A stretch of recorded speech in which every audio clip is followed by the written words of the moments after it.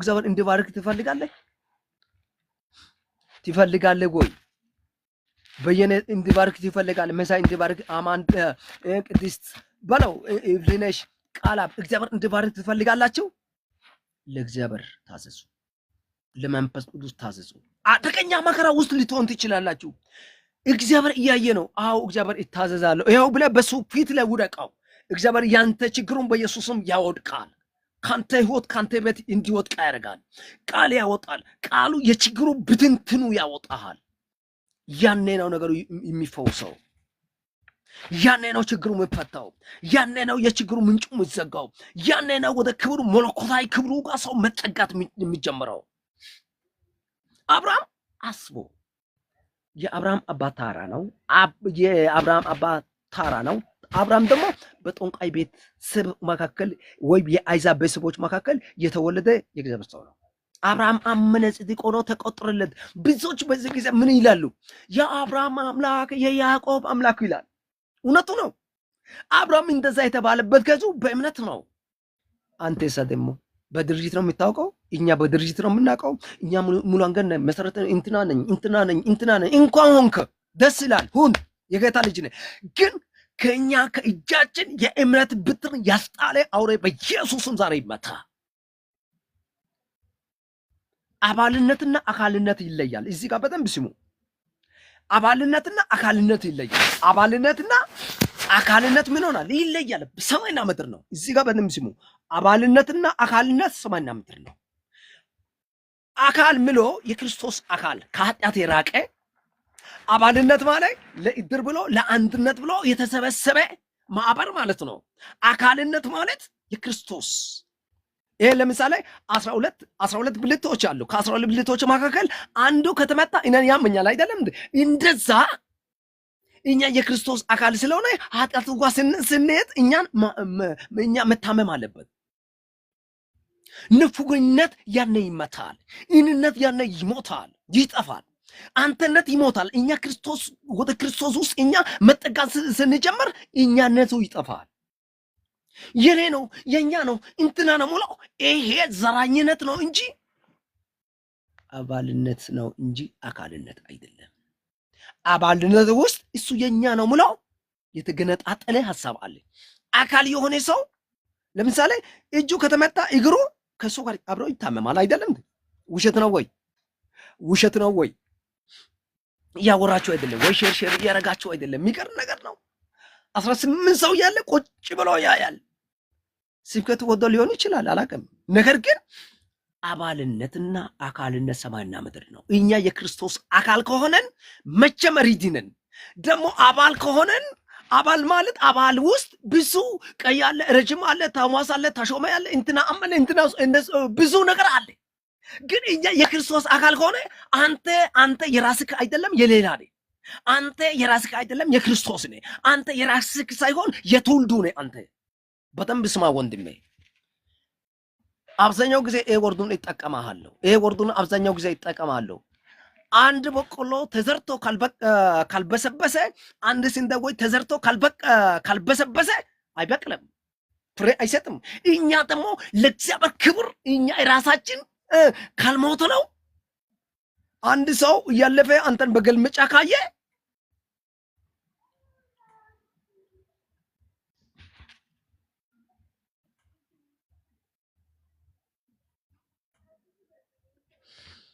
ዮሐንስ እግዚአብሔር ቀድሞልሃል አትፍራ። ዮሐንስ ታደሰ እግዚአብሔር ቀድሞልሃል አትፍራ፣ በዛ ቦታ ላይ እኔ እገኛለሁ አለ። እቺ የእግዚአብሔር ቃል ናት። ሆኖልሃል አትፍራ። ፍርድ ቤት በር ላይ ቆሞ እያናገረኝ ነው። ለዛ ነው ከ5 ደቂቃ በኋላ እየገባሁ ነኝ አለ። እግዚአብሔር ቀድሞልሃል፣ ምንም ችግር የለም። እግዚአብሔር ያናውጣል አናዋጩን እና በምን ውስጥ አባል ውስጥ ልዩነት አለ፣ አካል ውስጥ ልዩነት የለም። ለምሳሌ መጀመሪያ ወረው እና አንድ ሰው ክርስቶስ ይመስላል የሚል ሰው ይሄ የኔ ነው የምለው ነገር የለም። ሐዋርያ ጴጥሮስን G+3 ፎቁን ለወንጌል ብሎ ሽጦ ኢየሱስ ክርስቶስን እንዲከተል ያደረገ አካልነቱ ነው እንጂ አባልነት ጉዳይ አይደለም። አባል የሆነ ሰው ይሄ ድርጅት የኛ ነው። አብዛኛው ጊዜ እኮ ነው የቸርችም ይሁን የተኛው ቦታ ላይ እድር ያለው ሰው ይሄ እድሩ የኛ ነው ወይ ይሄ ቸርቹ የኛ ነው፣ ይሄ ኮሪው የኛ ነው፣ ይሄ መለያ የኛ ነው፣ ይሄ ክብርቱ የኛ ነው። ውሸት ነው ወይ? ለምን አንድ አይደለም? አባልነት ውስጥ ብዙ አለ፣ አካልነት ውስጥ ደግሞ እንደዚህ አይነት ነገር የለም። ስለዚህ እኛ የክርስቶስ አካል ሆነን እንዲኖር የሚረዳ የእግዚአብሔር ጣት በኢየሱስም በእኛ ላይ ይገለጥ።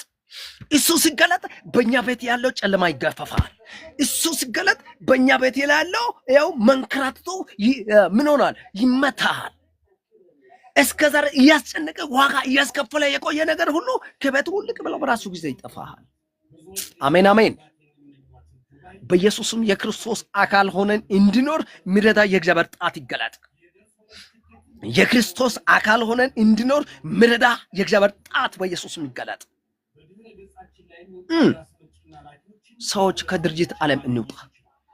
ሰዎች ከአባልነት ዓለም እንውጣ። ወደ አካልነት ዓለም እንጠጋ። ያኔ ነው ህይወቱ የሚፈውሰው። ያኔ ነው ነገሩ የሚፈታው። ያኔ ነው ወደ ክብሩ ማማ ላይ እኛ የምንወጣው። ያኔ ነው የስኬቱ ማማ የምንወጣው። ያኔ ነው ከጉልበታችን ምናምን ጤማ ይወጣው።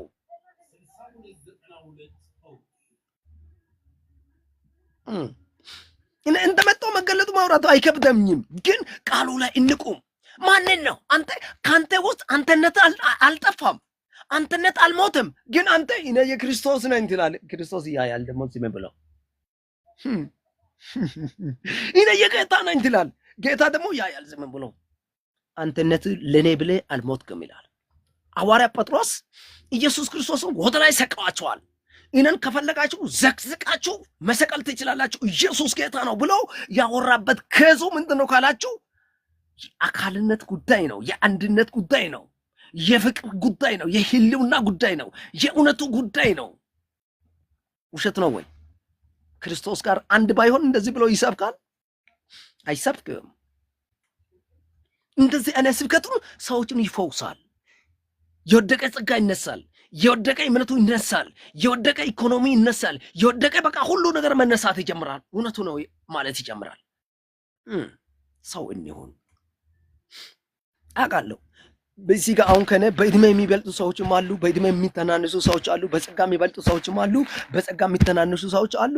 ነገር ግን ጸጋ የተለያየ ነው። ጸጋ ትልቅና ትንሽ የለም። ጸጋ እኩል ነው።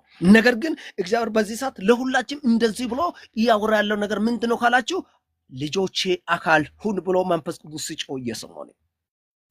ልጆቼ አካል ሁሉ አንድ ሁኑ ብሎ መንፈስ ቅዱስ ሲጮህ እየሰማሁ ነኝ።